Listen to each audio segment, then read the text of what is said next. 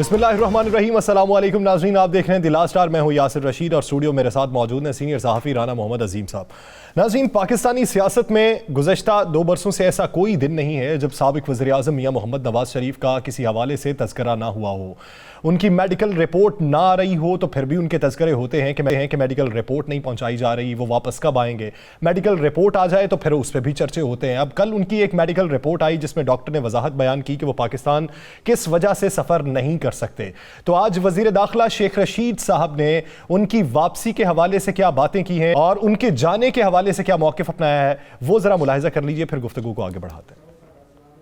एक बदनसीब इंसान है कि जाली रिपोर्ट से गया और जाली रिपोर्ट से वहां क़याम करना चाहते हैं। दुनिया में ऐसा कोई लीडर नहीं है जो अपने मुल्क से भागे। ना कोई सदारती निज़ाम आ रहा है, ना कोई एमरजेंसी हो रही है, ना कोई ढील या ढील दी जा रही है।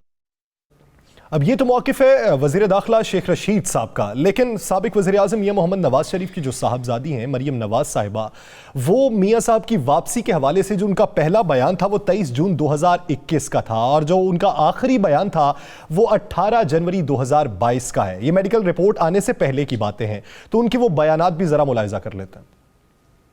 इंशाल्लाह बहुत जल्दी आप मुझे ये गारंटी दें कि नवाज शरीफ वापस आएंगे, उनको इंसाफ मिलेगा और उनकी जिंदगी को खतरा नहीं होगा। मैं उनको शाम की फ्लाइट से बुला रही हूं। ख्वाहिश है कि वो कल ही आ जाएं, बहुत जल्दी वापस आएंगे। वो भी आने को बेचैन है। पार्टी की मशावरत के साथ नवाज शरीफ साहब फैसला करेंगे। मुझे ऑनेस्टली नहीं पता कि जो अयाज सादिक साहब ने क्या बात की है, किसकी तरफ उनका इशारा था, मैं नहीं जानती। कब तक आएंगे पाकिस्तान?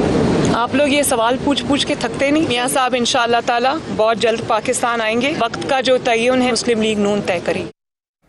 सहाफ़ियों से पूछा जाता है कि क्या आप ये सवाल करते थकते नहीं हैं, लेकिन लीगी रहनुमा उनकी वापसी के हवाले से काफ़ी पुरुमीद भी थे और मुख्तलिफ अखबार में वो बातें भी करते रहे।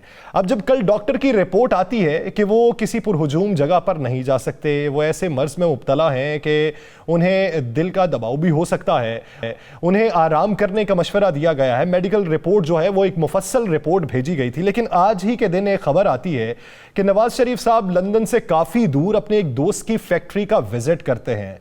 वो शायद उनके लिए हौसला अफजा मकाम था, पुरफजा मकाम था, खुशगवार माहौल था जिसके लिए उन्होंने वहां का विजिट किया। उसके साथ साथ उनके अजीज़ व अकारिब भी थे, तो इस पर भी बहुत सी बातें होने लगी हैं। राना साहब की तरफ बढ़ते हैं, उनसे बात करते हैं। राना साहब, मियां साहब पाकिस्तान वापस नहीं आ सकते, किसी पुरहुजूम जगह पर नहीं जा सकते, लेकिन आज एक फैक्ट्री का विजिट किया है, तो मेरे ख्याल से डॉक्टर ने ये रिकमेंड किया है कि जहां पे आपको लगे कि वह आपके लिए जहनी जो तवाज़ुन है वो बेहतर हो सकेगा, पुरफजा मकाम जो होगा, पुरफजा माहौल जो होगा, वहां पे आप विजिट कर सकें, तो इसलिए फिर शायद उन्होंने विजिट किया होगा।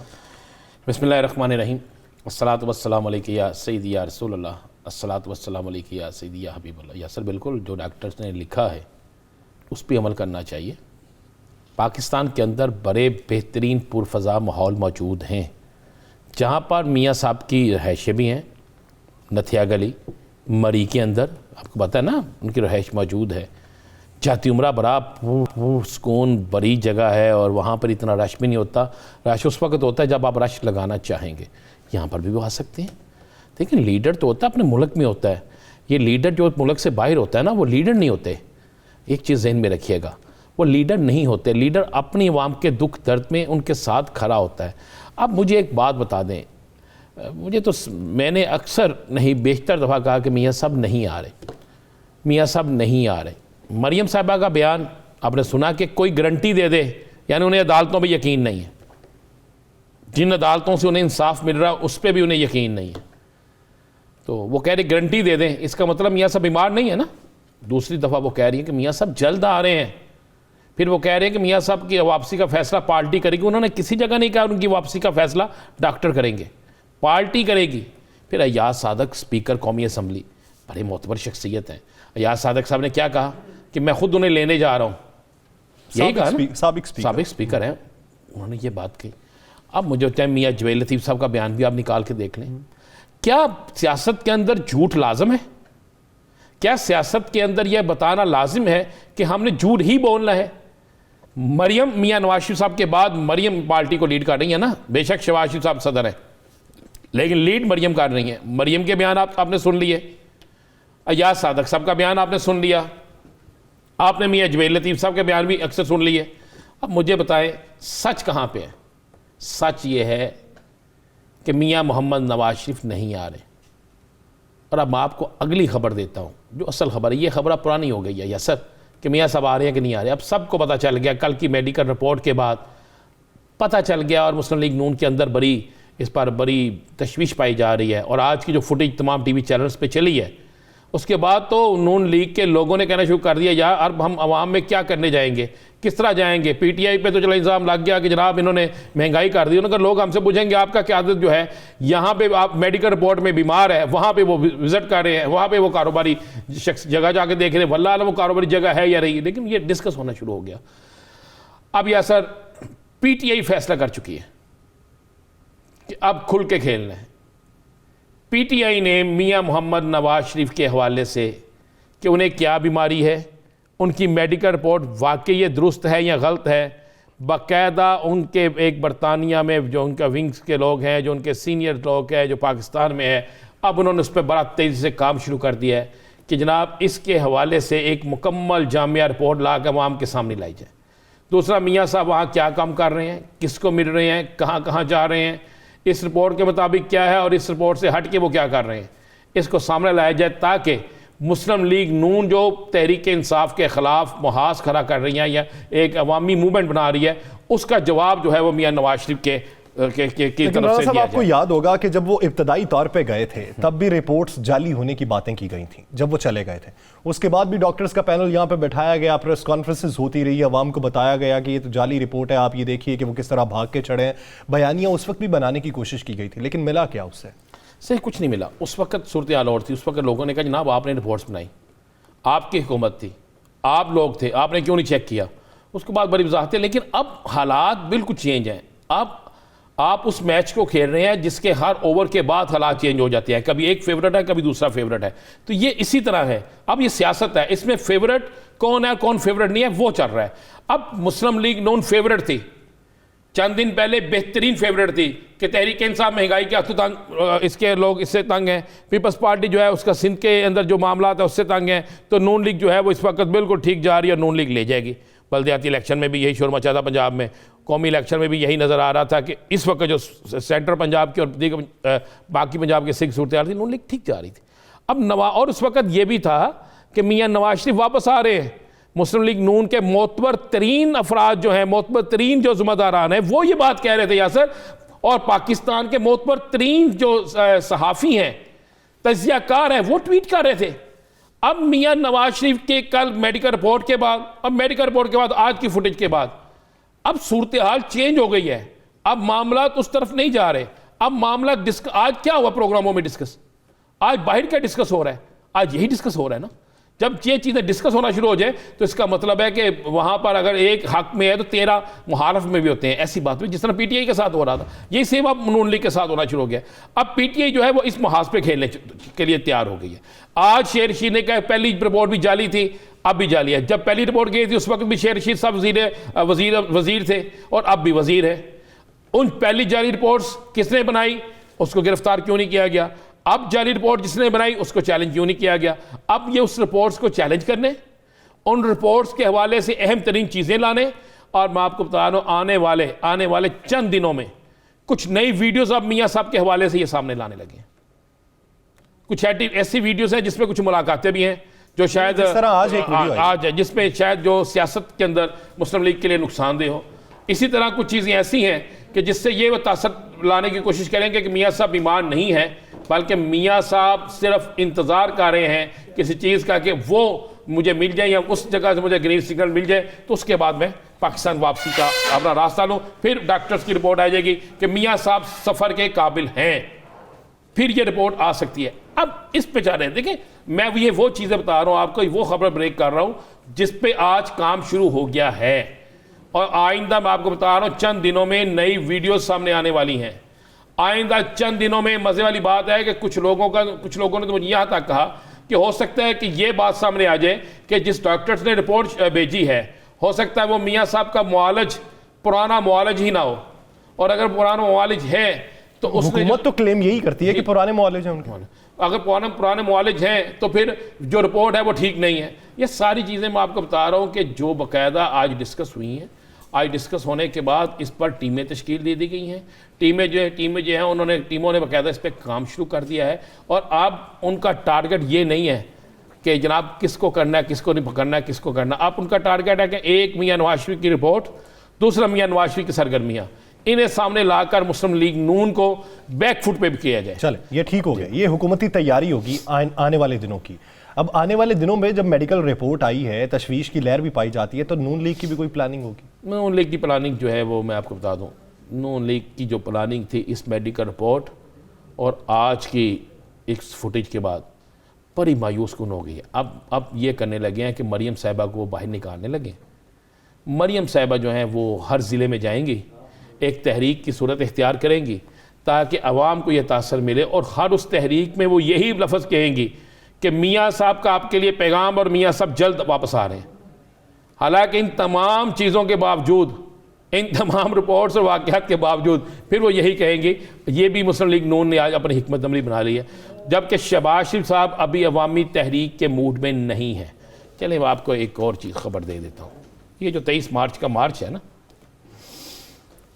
23 मार्च के हवाले से आज मियाँ साहब की हदायत आ गई है। एक नई हदायत ये आ गई है कि 23 मार्च के हवाले से मौलाना फजलुर रहमान सिर्फ रब्ता करेंगे तो मरियम साहिबा से करेंगे। अच्छा। और जो हदायत होगी वो मरियम साहिबा और उस्ताद मोहतरम के ज़रिए होंगी, और जो वो कहेंगे वही पॉलिसी होगी, उसी पे बात की जाएगी, उसी पे सब कुछ किया जाएगा।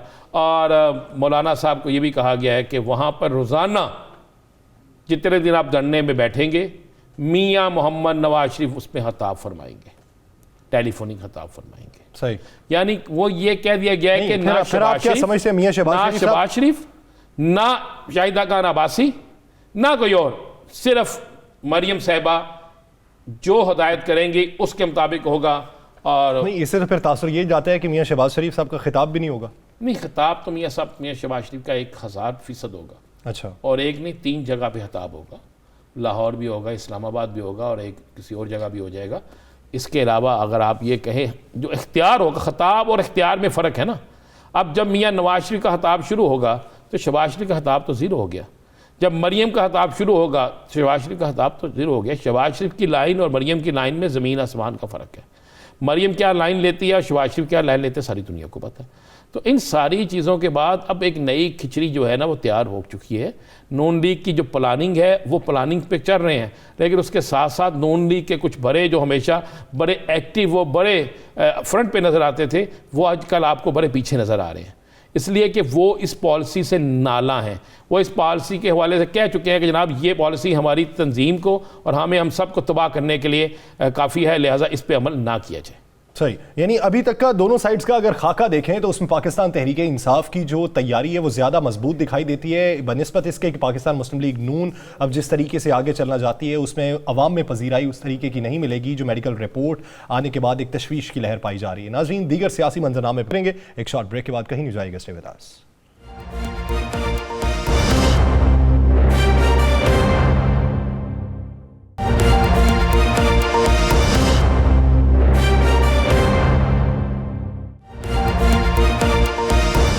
ब्रेक के बाद एक बार फिर से खुशामदीद। नाज़रीन, पाकिस्तान की मजमूई सियासी मंजरनामे की बात करते हैं जिसमें इस वक्त हलचल ये है कि मईशत को मुस्तहकम करने के लिए हुकूमत जो इकदाम कर रही है अपोजिशन की नज़र में वो नाकाफ़ी हैं, उससे बोझ अवाम पर मजीद मुंतकिल हो रहा है। इसी वजह से महंगाई मार्च के चर्चे हैं, इसी वजह से अपोजिशन प्लानिंग कर रही है। लेकिन हुकूमत सर तोड़ कोशिशों में मसरूफ़ है कि 3 माह के अंदर शायद कुछ बेहतरी आ जाएगी, लेकिन वो अगर माशी अदाद शुमार देखें तो बेहतरी हमें दिखाई नहीं देती। अगर बैनुल अक़वामी इदारों के रिमार्क्स देखें तो उसके मुताबिक भी बेहतरी दिखाई नहीं देती। तो फिर हुकूमत के पास मैकेनिज्म क्या होगा बेहतरी लाने के लिए, अवाम पर बोझ कम करने के लिए, ऑपोजिशन का बयानिया खत्म करने के लिए? इसी बारे में बात करने के लिए हमारे पैनल में आज मौजूद है पाकिस्तान के इंसाफ के रहनुमा डॉक्टर उमेश कुमार साहब ने हमें ज्वाइन किया है, पाकिस्तान मुस्लिम लीग नून के रहनुमा डॉक्टर अफनाउल्लाह खान साहब हमें ज्वाइन कर चुके हैं, और पाकिस्तान पीपल्स पार्टी की रहनुमा सहर कामरान साहिबा ने हमें ज्वाइन किया। आप तीनों हजरात के बेहद मशकूर हूं। डॉक्टर अफनान साहब, सबसे पहले आपकी तरफ आता हूं।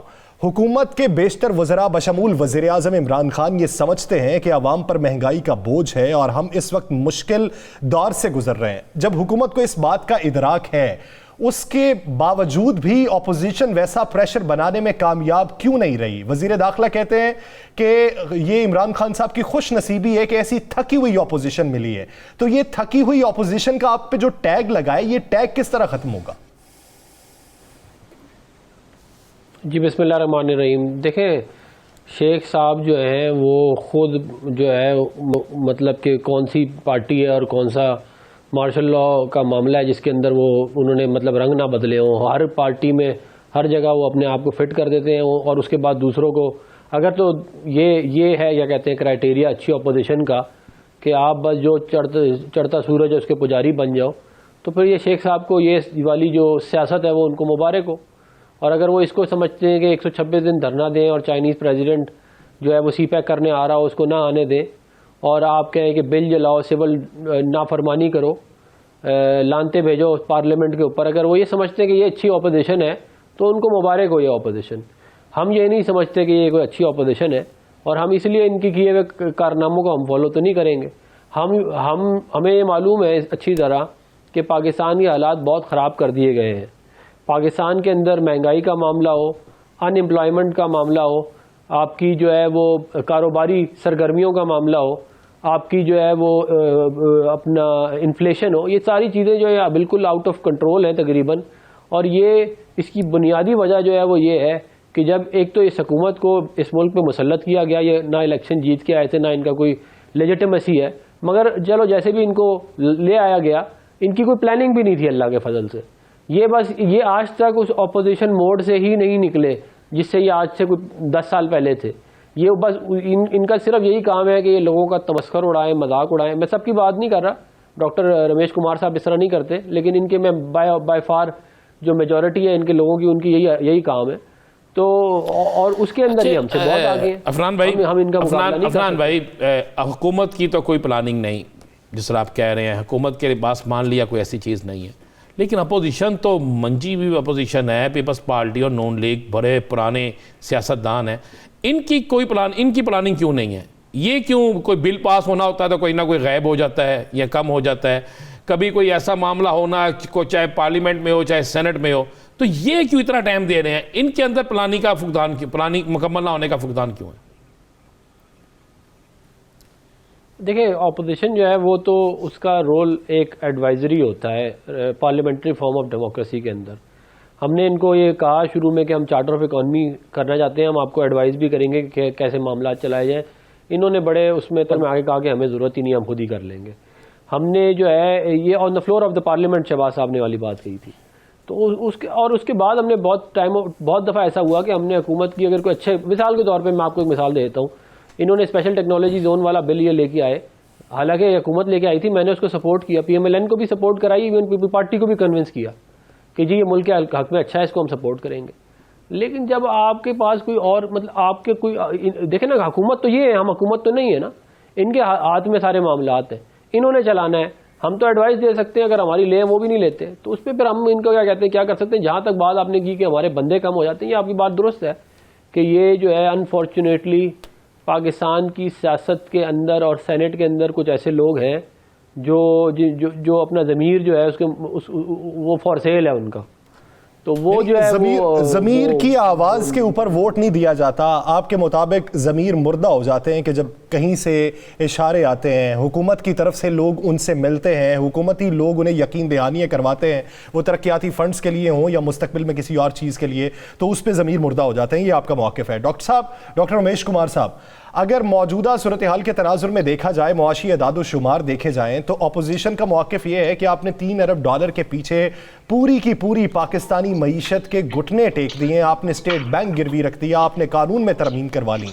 अगर आज की मैं आपको रिपोर्ट बताऊं तो पाकिस्तान का जो तजारती खसारा है वो $28 अरब से ज़्यादा हो चुका है। हम अगर अपना तजारती खसारा ही कम कर लेते तो जो $3 बिलियन के पीछे हमने कानून साजी की है वो हमें ज़रूरत ही ना पड़ती।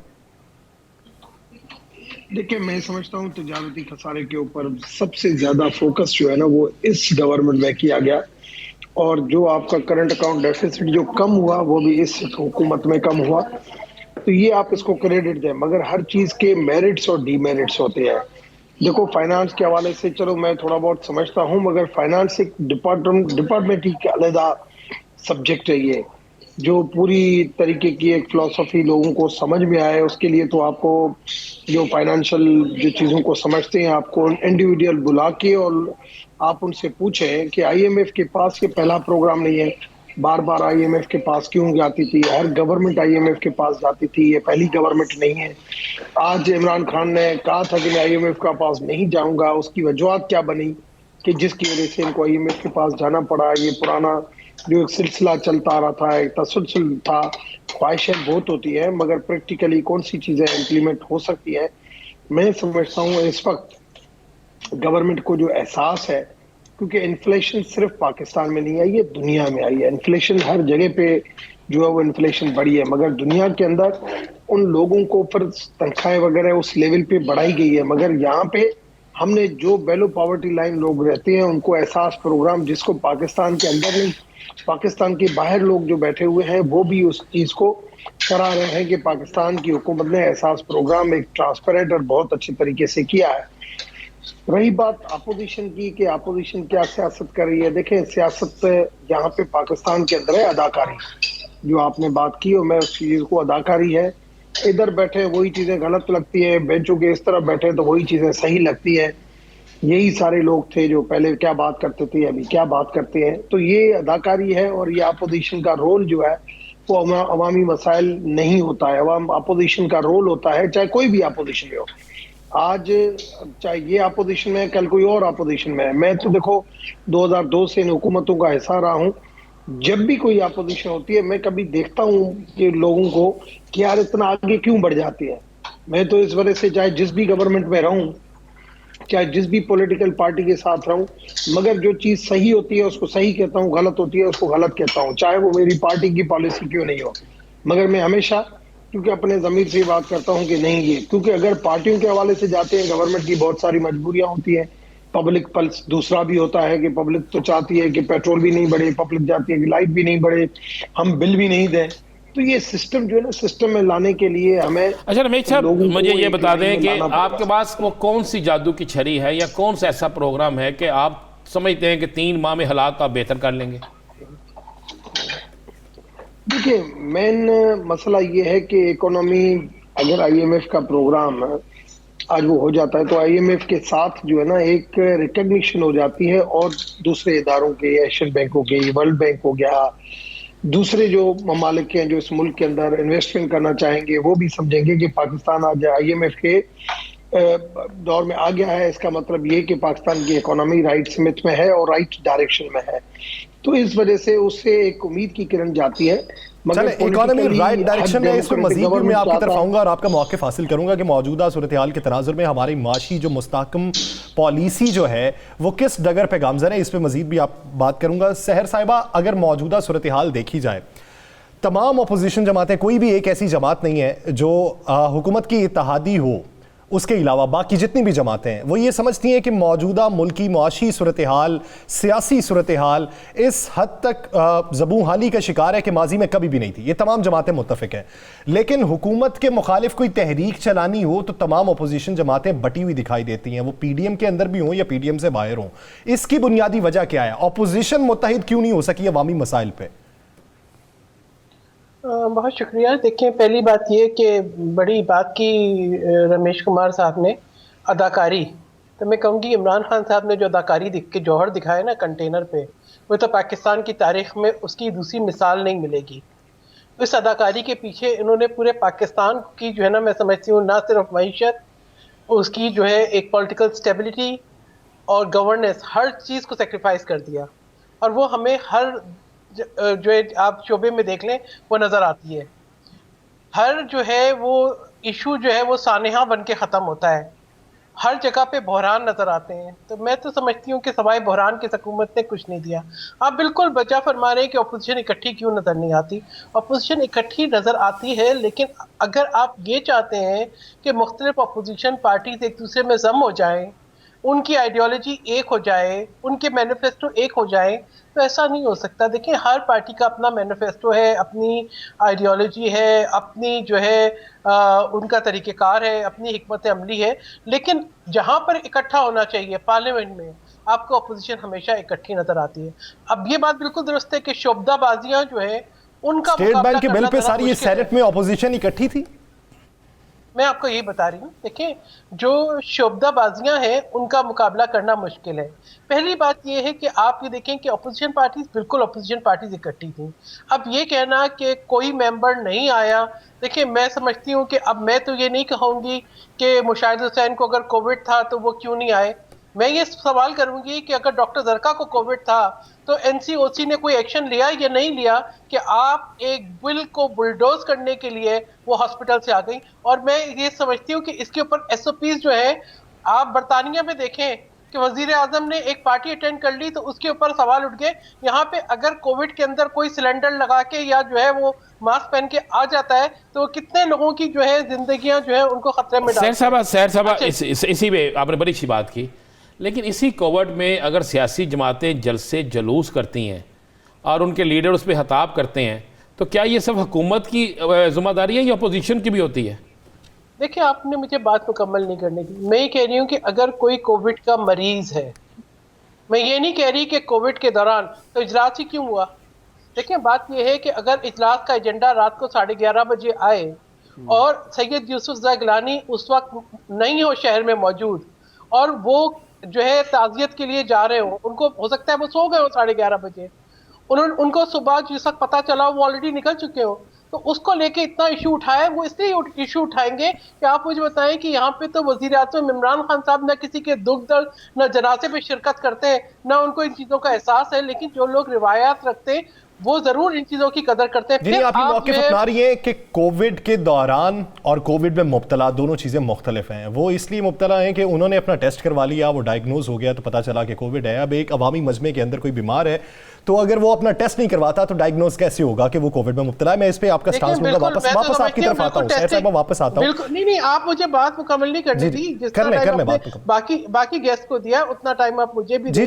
देखिए अपोजिशन बिल्कुल इकट्ठी है।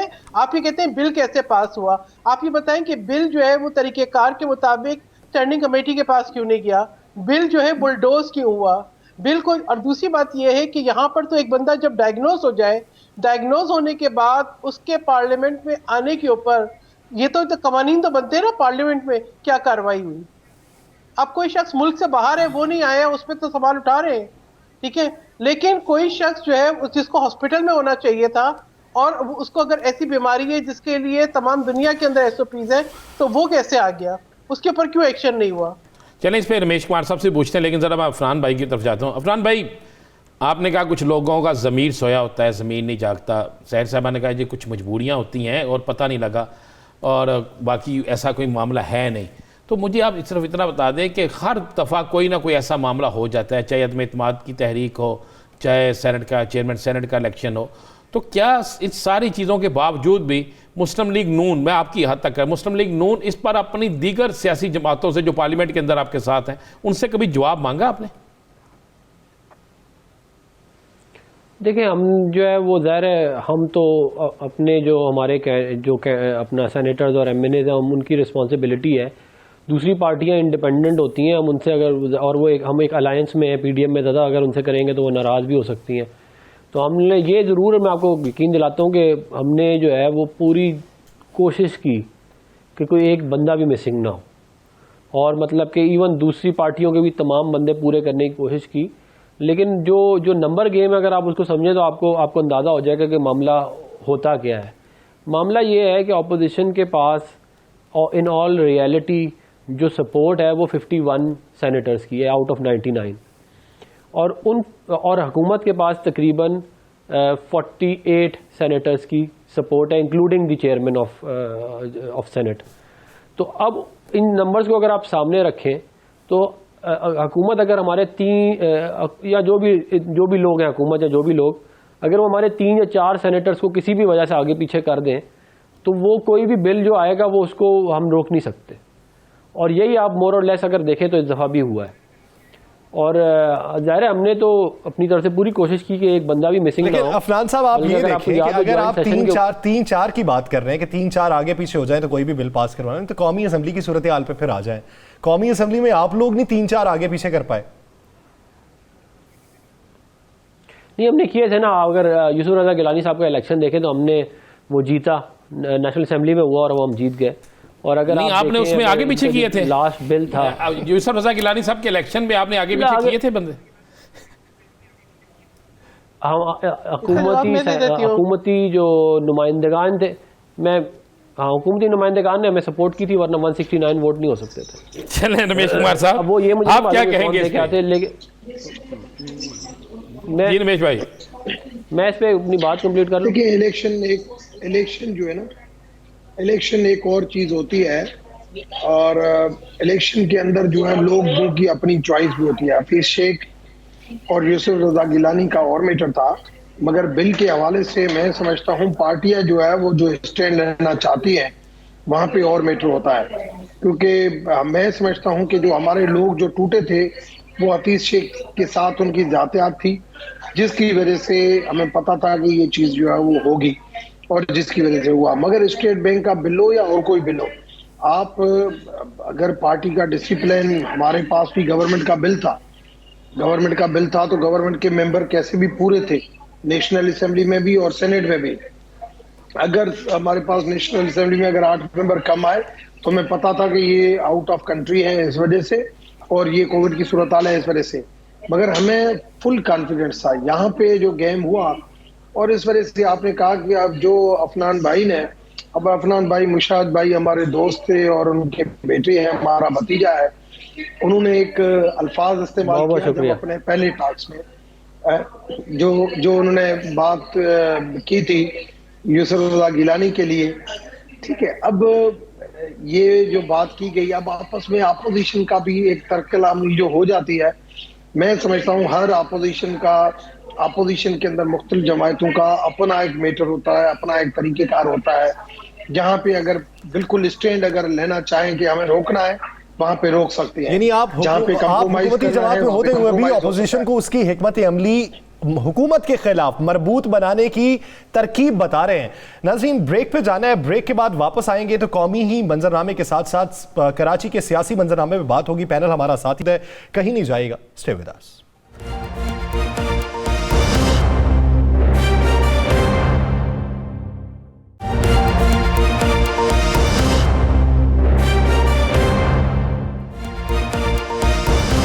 ब्रेक के बाद एक बार फिर से खुशामदीद नाज़रीन। जहाँ पर कौमी सियासी मंजरनामे की बात हो रही है, वहाँ पे कराची के सियासी मंजरनामे की भी बात कर लेते हैं। जो सिंध का लोकल गवर्नमेंट एक्ट है, उस पर अपोजिशन जमातें जो इस वक्त एहतजाज की सियासत पे माइल थीं, जमात इस्लामी के साथ पाकिस्तान पीपल्स पार्टी के वफ्द ने बारहा मुज़ाकरात किए। आज वज़ीर आला सिंध जो हैं वो कराची में जमात इस्लामी के दफ्तर पर पहुंचे, हाफिज़ नईमुर रहमान साहब के साथ मुलाकात की है और इसके साथ साथ उन्होंने ये कहा कि वाटर बोर्ड के जो इख्तियारात हैं वो मेयर को मुंतकिल किए जाएंगे। सेहत और तालीम से मुतल्लिक जो है बात वो डिस्कशन में है, वो आगे चल के की जाएगी। अब ये जो सियासी मंजरनामे पे दीगर अपोजिशन जमातें हैं, ये पाकिस्तान पीपल्स पार्टी के साथ साथ जमात इस्लामी पे भी तनकीद करना शुरू हो चुकी हैं। अगर एक बेहतरी का फैसला हो रहा है तो वो सबको कबूल क्यों नहीं है? तो पाकिस्तान पीपल्स पार्टी का इस बारे क्या मौक़िफ़ है? सहर कामरान साहिबा की जानिब बढ़ता हूँ। साहिबा, एक तरफ तो सुप्रीम कोर्ट का हुक्मनामा है, उस पर अभी सिंध हुकूमत सोच रही है कि रिव्यू में जाना है या नहीं जाना, लेकिन अगर एक बेहतरी की बात हो रही है, वो चाहे जमात इस्लामी के साथ हो, PSP के साथ हो, तो वही बात आप PTI के साथ, GDA के साथ या MKM के साथ क्यों नहीं करते? देखिए, पहले तो मैं ये कहूँ कि आज की जो सूरत हाल है उसको ज़रूर सामने रखें। बलूचिस्तान में जिस तरीके से जो है नोशकी में जो है जो FC के फायरिंग हुई, धमाके हुए और एक दहशतगर्दी की लहर दोबारा नज़र आ रही है, तो मैं कहूँगी खुदारा आपको कराची से मोहब्बत है तो कराची के अमन को तबाह ना कीजिए। पीपल्स पार्टी वो पार्टी है जिसने हर एक से बातचीत की है। अगर ये बोले कि पीपल्स पार्टी MKM के पास नहीं गई या पीपल्स पार्टी जमात इस्लामी के पास नहीं गई या PTI से बात नहीं की, पीपल्स पार्टी हर एक से बात कर रही है। अब मैं ये कहूँगी कि देखें, जिस अदालती फैसले की आप बात कर रहे हैं वो 2020 के कानून पे था, 2021 से इस्लाहाती अमल स्टार्ट हुआ और आज जो है हालात बिल्कुल मुख्तलिफ हैं। इसके बावजूद भी जो है पीपल्स पार्टी हुकूमत में होने के बावजूद, मेजॉरिटी में होने के बावजूद भी ये चाहती है कि बातचीत से मामला हल हो। अब जो लोग पीपल्स पार्टी पे उंगलियां उठा रहे हैं, जिनके पास बल्दियाती इदारे इतने सालों रहे, जिनके आपस में एक दूसरे के धड़े के ऊपर जिस किस्म के इल्जामात हैं उनको अगर सामने रखे तो मैं कहूँगी इनको शर्मसारी के अलावा कुछ नहीं मिलेगा। क्यों एक दफा फिर एक सोचे समझे मंसूबे के तहत जिस दिन PSL स्टार्ट होने वाला होता है उस दिन जो है आप चल पड़ते हैं वहां पे जहां पे गैर मुल्की खिलाड़ियों को ठहराया हो। तो ये आपकी अपनी पॉलिटिकल एग्जिस्टेंस के लिए, क्योंकि आप समझ रहे हैं आज हालात ऐसे हो गए हैं कि ये हुकूमत चलने वाली नहीं है, इलेक्शन में जाना होगा, तो आप अपनी पॉलिटिकल एग्जिस्टेंस के लिए इस तरह के इश्यूज खड़े कर रहे हैं। वरना अगर आप इतने ही सिंसियर होते कराची के साथ, तो जब हम बात कर रहे थे सेंसस पे आपने उसको एक्सेप्ट कर लिया। जब हम ये कहते थे कि जो वफाकी हुकूमत है सोवरेन गारंटीज नहीं देती ताकि कराची के अंदर मंसूबे, सिंध के अंदर मंसूबे नहीं मुकम्मल होते, आप इत्तेहादी बन के बैठे थे। देखिए ये तमाम बातें जो है, जो जिस तरीके से पीपल्स पार्टी की हुकूमत ने और उस वक्त नून लीग की हुकूमत ने भी मिल के दहशतगर्दी से बाहर निकाला है कराची को, आज आप क्या चाहते हैं कि दोबारा वही शुरू हो जो आप लोग करते थे? हर सड़क पे फायरिंग, हर सड़क पे धमाके। क्या हम वापस वही वक्त देखना चाहते हैं? क्यों कराची का मन तबाह कर रहे हैं? आपको बातचीत करनी है, आपके पास हम बातचीत के दरवाजे खुले हुए हैं, हम बात कर रहे हैं, आप बैठे बातचीत करें। मगर ये रोजाना जिस किस्म का आपका तरीकेकार है कि आप आपस में, अब जो है वहां पर भी ये कहूंगी कि अपोजिशन एक दूसरे के ऊपर इल्जामात लगा रही है। क्या अब वो जमात इस्लामी के साथ शुरू हो गए? देखिए बात ये है कि अगर इसी पे बात करते हैं, अफनान खान सबसे बात करते हैं। अफनान भाई, सिंध के अंदर जमात इस्लामी बड़ी active, Pakistan Zameen party active, MQM active, peoples party active, GDA active, Muslim League Noon क्यों नहीं एक्टिव? इस पूरे मामले पे मुस्लिम लीग नून कहाँ खड़ी है? उसका सिंध में एक्टिव ना होना क्या पीपल्स पार्टी के साथ कोई डील है, या वैसे ही आप समझते हैं कि ये वक्त नहीं है सिंध में एक्टिव होने का? देखिए हमारा इस पे जो असूली मौक़िफ़ है वो यही है कि हम ये समझते हैं कि कराची जितना बड़ा मेट्रोपोलिस है उसके अंदर अगर आप डेवोल्यूशन ऑफ पावर नहीं करेंगे तो उधर के जो मसाइल हैं वो हल नहीं होंगे। और वो जो 140A का सुप्रीम कोर्ट का डिसीजन है, हम उसको मतलब वैसे सुप्रीम कोर्ट का डिसीजन है वैसे ही मानना पड़ेगा, लेकिन हम उसको एंडोर्स भी करते हैं कि इसके अंदर फर्दर डेवोल्यूशन जो है वो होनी चाहिए। बहुत सारी ऐसी चीज़ें हैं जो मैं ये समझता हूँ कि वज़ीर आला सिंध का काम नहीं है। मिसाल के तौर पे अब सिंध बिल्डिंग कंट्रोल अथॉरिटी जो कराची से रिलेटेड मामला आते हैं उनको, क्योंकि आप देखिए कराची में कितनी ज़्यादा चाइना कटिंग हुई है जिसके ऊपर इतना ज़्यादा मसाइल पैदा हुए हैं। फिर आप जो कचरा उठाने का काम है या पानी का काम है, ये तो आपको डिवॉल्व करना चाहिए। अगर आप डिवॉल्व नहीं करेंगे फिर वो एक ब्यूरोक्रेटिक बीच में फंसा रहता है, मामला चलता ही नहीं है। हमारा ये ख्याल है कि जो डेवोल्यूशन है वो बड़ी ज़रूरी है, ख़ास तौर से अगर आप किसी कराची जैसे मेट्रोपोलिस को आपने रन अच्छी तरह एफिशिएंटली करना है तो आप उसको करना पड़ेगा। और मैं ये समझता हूँ कि पीपल पार्टी के अंदर ऐसे लोग हैं जो कि जिनको कॉन्सेंसस बिल्ड करना आता है, बहुत समझदार और पढ़े लिखे लोग हैं, और उनको चाहिए कि वो कराची के तमाम शेयर होल्डर्स को ऑन बोर्ड करके इसके ऊपर काम करें। तो मुझे यकीन है कि इसका एक अच्छा रिजल्ट आएगा। अच्छा रिजल्ट आएगा, आपको इस बात की उम्मीद है? डॉक्टर उमेश कुमार साहब, जब रोटेशन पॉलिसी के ऊपर पंजाब, वफाक और सिंध के दरमियान में तनाज़ा चला, बहुत सी बातें हुई, फिर अब जाके वो मामला हल हो चुका है, इत्तफाक राय हो चुका है। जब आप इतने बड़े मामलों पे इत्तफाक राय कर लेते हैं तो फिर सिंध हुकूमत के साथ दीगर मामलात के ऊपर बातचीत क्यों नहीं हो सकती? देखिए लोकल बॉडीज जो है ना, एक बैकबोन होता है किसी भी प्रोविंशियल गवर्नमेंट का। अगर प्रोविंशियल गवर्नमेंट लोकल बॉडीज को पावरफुल बनाना चाहती है तो फिर मैं समझता हूँ कि ये सबसे अच्छी चीज़ है लोगों के मसले मसाइल के लिए। मगर प्रोविंशियल गवर्नमेंट का एक होता है कि भाई हम सारे पावर आपस में रखें, कि वो लोकल बॉडीज के अंदर एक बहुत ही डिफरेंट किस्म का माहौल होता है। लोग छोटी छोटी लेवल के ऊपर मुख्तलिफ पॉलिटिकल पार्टीज के इंडिपेंडेंट लोग इलेक्ट होके आ जाते हैं, काम वो करते हैं। फिर ये प्रोविंशियल लेवल की MPs MNAs वाली सियासत गली गुजराली खत्म हो जाती है। और ये पहली मरतबा ये हुआ है कि PTI की हुकूमत ने KPK के अंदर और इसके अंदर पंजाब के अंदर ये मॉडल लेके आया। पहले मुशर्रफ के टाइम पे भी ये मॉडल था कि आप मेयर हो, नाज़िम हो, ये डायरेक्ट आपके इलेक्शन में हो। मगर आपने देखा कि वहां पे पीपल्स पार्टी की नफीसा शाह हुई थी, राइल अमंग, मतलब बहुत सारे ऐसे लोग थे जो मुख्तलिफ नहीं चाहते हुए भी डायरेक्ट वोट के जरिए वो हो गए थे। यही डर है पीपल्स पार्टी को। जब पीपल्स पार्टी की इनर मीटिंग हुई, खुर्शीद शाह ने कहा कि ये चीज होनी चाहिए, मगर अब्दुल्ला शाह के बेटे मुराद अली शाह साहब ने कहा कि नहीं, वो अगर करेंगे तो ये KPK वाला हाल होगा। बात ये है कि आप लोगों को पावरफुल बनाना चाहते हैं, आप सही निज़ाम देना चाहते हैं, या आप अपनी हुकूमत की डोमिनेंसी चाहते हैं। और ये देखें कि जितनी भी पॉलिटिकल पार्टी एग्जिस्ट करती हैं सिंध के अंदर, जमायत इस्लामी हो, पाक सरजमीन हो, MQM हो, सारे PTI है, GD है, सारी एक ही एजेंडा के ऊपर खड़ी है। मगर जो प्रोविंशियल गवर्नमेंट है, जो कभी नहीं, बार बार मुझे समझ में नहीं आता कि आसिफ जरदारी साहब कहते हैं कि मैंने 18th अमेंडमेंट करके और अपना सदारती पावर खत्म किया। भाई यहाँ पे फिर आप मुराद अली शाह को भी कहें कि भाई ये भी जो है वो दूसरा ये कि मैं समझता हूँ चीफ जस्टिस साहब की जो जजमेंट है लोकल, यानी अगर 18वीं तरमीम के तहत सूबों को इख्तियारात दिए गए हैं तो फिर आप उसी पैराए पे अमल दरामद करते हुए आप इख्तियारात की निचली सतह तक मुंतकली की सोच को अपनाते रहिए, और वही ट्रेंड अगर आप आगे चलाएंगे तो मुल्क की बेहतरी भी होगी, सूबे की बेहतरी भी होगी, पार्टी का नाम भी होगा। बहुत शुक्रिया डॉक्टर उमेश कुमार साहब, डॉक्टर अफनानुल्लाह खान साहब और सहर कामरान साहिबाले से अपना वक्त देने के लिए। नाज़रीन, पाकिस्तानी सियासत में अगर नुकात एक जैसे हो जाएं और वो हों अवाम की बेहतरी के, तो फिर कोई भी हल निकाला जा सकता है। दीगर इश्यूज पे बात करेंगे एक शॉर्ट ब्रेक के बाद, कहीं नहीं जाएगा, स्टे विद अस।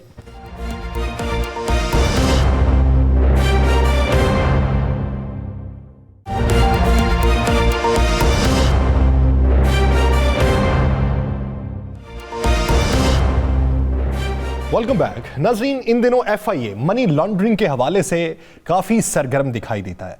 अगर देखा जाए क्रिप्टो करेंसी के हवाले से, डिजिटल करेंसी वो मनी लॉन्ड्रिंग के जरिए बाहर जा रही हो, या दीगर पैसा जो है वो पाकिस्तान से बाहर मुंतकिल किया जा रहा हो, तो FIA फौरी तौर पर एक्शन लेता है। पिछले दिनों टिकटॉकर हरीम शाह जो हैं, उन्होंने एक वीडियो पोस्ट की जिसमें वो बताया गया कि पैसे मैं बाहर लेके आई हूँ, मुझसे तो किसी ने पूछा नहीं, अगर आपने लाने हैं तो एहतियात से लाइएगा। उस पर FIA ने एक्शन लिया। बाद में उनका रोना धोना सामने आ गया है, पैसे मेरे तो है नहीं, मैंने तो एक वीडियो बनाई थी। अब ये स्कैंडल क्वीन भी हैं पाकिस्तान के अंदर। बेशतर हमारे मिनिस्टर्स ऐसे हैं, सियासतदान ऐसे हैं जो इनके स्कैंडल्स के झांसे में आते रहे हैं। अब एक ऐसा स्कैंडल है जिसमें ये खुद आने वाली हैं। अब उसकी तहकीकात क्या है, उसके अंदर की कहानी क्या है, ये तो राना साहब से जानेंगे। राना साहब, कहानी क्या है? एक तरफ FIA की तहकीकात है, अब उस चुंगल से ये निकलती हैं या नहीं निकलती, वो तो इनके गिर्द कानूनी दायरा कार जो तंग होता जा रहा है। ये नई कहानी क्या? या सर, बड़ी मस्त की बात है कि हरीम शाह टिकटॉक बेइंतहा पॉपुलर हुई, बेइंतहा स्कैंडल सामने आए। दुबई गई तो वहाँ पे कुछ ना कुछ हो गया, पाकिस्तान आई तो कई सियासतदान जो हैं उनके हवाले से ऐसी गुफ्तगू हो गई कि लोग परेशान हो गए। पता नहीं, ये चलता रहा सारा। अब आके पाकिस्तान के अंदर 2 टिकटॉकर ऐसे हैं, दोनों में से एक का तलब, एक जो है उस पर 2 FIR हो गई, उसका तलब भी एक निजी TV चैनल से है, और क्रिप्टो करेंसी के हवाले से उसका बड़ा अहम रोल था, उसको फैलाने के हवाले से बड़ी चीज़ें, मैं उसका नाम अगर कहते हैं तो ले दूंगा। तो एक वो उस पर FIR हुई, उस पर गिरफ्तारी उसके अमल में आई। उसके बाद अब जब इन्होंने एक वीडियो लॉन्च की जिस पे उन्होंने कहा ये इतने पैसे मैं पाकिस्तान से ले आई, तो उतने पैसे लाने के बाद वो जैसे ही उस पर इन्वेस्टिगेशन शुरू हुई तो यासर बड़ी कमाल की चीज़ें सामने आई। कमाल की चीज़ें ये सामने आई कि वो हरीम शाह जो वज़रा के साथ देखी गई, जिसकी वीडियो देखी गई, जिसने बड़े बड़े दावे किए, तो उसी के साथ शादी का एक दावेदार कराची के एक थाने में बाकायदा सिपाही है। बिलाल एक सिपाही भी है। ये जो अभी वीडियो देखें, मैं कह रहा बिलाल, ये भी बिलाल है, वो अच्छा, भी बिलाल है। अच्छा, वो एक ये दोनों मुख्तलिफ हैं, ये एक ही हैं, ये एक अलग मौजूद। ठीक, वो दावेदार है, कराची के एक थाने में वो तैनात है, सिपाही है, पुलिस का कांस्टेबल है, और उसकी रसाई सिंध के अंदर अहम तरीन शख्सियात के साथ है। वो सिंध के अंदर एक बड़े अहम जगह पर जब चाहता है, जिस वक्त चाहता है, आ जा सकता है। अब सोचने वाली बात थी, इदारों ने जब तहकीकात शुरू की, एक तो मैं आपको बता दूं, 2 तहकीकात, 2 ऐसी दरखास्तें, 2 ऐसी एप्लीकेशंस, या ऐसी आप कह सकते हैं तफ्तीश जो है, जो पहले कागज़ों की हद तक थी, अब वो अमली जामा उस पर पहना दिया गया, वो हरीम शाह के ख़िलाफ़ शुरू हो गई है। क्योंकि हाई कोर्ट का कुछ हुक्म है, उसके बावजूद उसकी वजह से ज़रा कुछ डिले हुआ है। अब वो बिलाल शाह जो कांस्टेबल है, एक कांस्टेबल आखिरकार इसके साथ किस तरह शादी हो गई, उसकी शादी का दावा ये किस तरह कर रही है। वो कांस्टेबल जो है, कराची में कांस्टेबल है, हरीम शाह की अप्रोच इतनी ज़्यादा है कि जिसकी इंतहा कोई नहीं। सोर्स ऑफ इनकम क्या है, इस पर काम शुरू हो गया है। अगर सोर्स ऑफ इनकम खामंद की तनहा है तो एक कांस्टेबल के पास तो इतने पैसे यासर हो ही नहीं सकते, और एक कांस्टेबल के पास जब इतने पैसे हो नहीं सकते तो फिर ये इनके पास सोर्स ऑफ इनकम क्या था। अगर वो कहते हैं टिकटॉक से पैसे आते हैं उनके है, तो उसके भी हिसाब से मैं आपको बता दूं कि इन्वेस्टिगेशन हुई है कि जितनी उनकी ट्रैवलिंग है, जितना उनके अकाउंट्स में थे, जितने वो जहाँ जहाँ जाके ठहरी हैं उनके अखराजात के हिसाब से लुबाब ये है कि जितना वो पहनावा पहनती हैं, ये जितने अखराजात हैं उसके मुताबिक इनकम टैक्स पे नहीं है, इनकम टैक्स पे नहीं है। हाँ। उतनी उनके पास वो चीज़ें नहीं हैं। सही। उस पर एक बड़े खौफनाक जो इंकशाफ ये बिलाल स्पाई वाला सामने आया तो उस पर शुरू हो गया काम। इस पर सबसे बड़ा जो क्रेडिट जाता है ना वो FIA को जाता है, और FIA के साइबर क्राइम को जाता है। आपको क्रिप्टो करेंसी जो हाथमा हुआ है ना उसका ये जो एक बहुत खौफनाक था, इस पे आपको FIA में बाबर बख्त कुरैशी साहब जो है साइबर क्राइम के हेड जो है, इनको बड़ा क्रेडिट जाता है। इन्होंने बड़ा इस पर, उनकी पूरी टीम ने, कराची की टीम ने भी इस पर बड़ा किया। लेकिन हरीम शाह के मामले पे तो आखिरी हद तक ये चीज़ें हैं कि बहुत बड़ा एक स्कैंडल हाई कोर्ट के फैसले के बाद बाहर आने वाला है, जिसके लिए खुद हरीम शाह स्कैंडल बनाती थी, वो बेचारी अब इस स्कैंडल में फंसने वाली है। और इनके साथ साथ वो भी फंसने वाले हैं जिनका नाम बिलाल है, जो एक कांस्टेबल हैं। वो कांस्टेबल होने के बाद किस किस जगह पे क्या क्या करता था, वो किस तरह इस चीज को बेचता था, ये मैं कुछ चीजें टीवी पे बयान नहीं कर सकते हम। जो स्कैंडल बनाया जाता था वो बिलाल को ऑब्लाइज करवाने के लिए बनाया जाता। मैं कह रहा हूँ कि कुछ चीजें ऐसी हैं जो अभी इन्वेस्टिगेशन में है, उसको सामने हम अभी ला नहीं सकते। लेकिन मैं आपको ये बता दूं कि स्कैंडल्स क्वीन जो थी वो खुद स्कैंडल में फंस गई हैं, और उसके साथ साथ एक बड़ी खौफनाक किस्म की चीज़ सामने आई है कि एक बड़ी टीम इस पे काम कर रही थी, एक बड़ी टीम काम कर रही थी। मैंने एक अफसर से पूछा, मैंने कहा आप इस चीज़ को सामने क्यों नहीं लाते? कहते यार जो भी इसको सामने लाता अगले दिन ये जाती है ट्विटर पे जाके कोई ऐसी बात उसके मतलब कह देती है कि सब डर के पीछे हट जाते हैं, उसके बाद सब डर के पीछे हट जाते हैं। इसलिए इनके खिलाफ ना टीवी पे आता है ना किसी जगह पे आता है। लेकिन ये स्कैंडल क्वीन जो है वो खुद एक स्कैंडल में बिल्कुल फंस रही है, और उस स्कैंडल में साथ बिलाल और कुछ और लोग भी। FIA ने अपनी तहकीकात का दायरा कार वसी कर दिया है, तो देखिए फिर उस तहकीकात के नतीजे में नताइज क्या मौसूल होते हैं। नाज़रीन, दिलास्टार और राना अजीम साहब को दीजिए इजाज़त। अपना बहुत सा ख्याल रखिएगा। अल्लाह ने के बाद।